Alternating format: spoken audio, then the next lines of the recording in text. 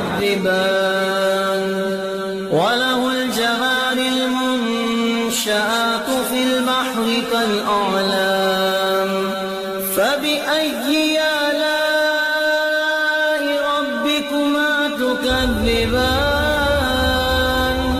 كل من عليها فان ويبقى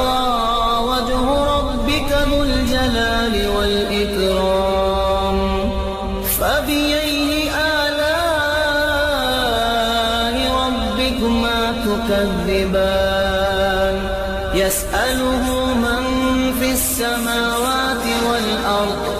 كل يوم هو في شأن فبأي آلاء ربكما تكذبان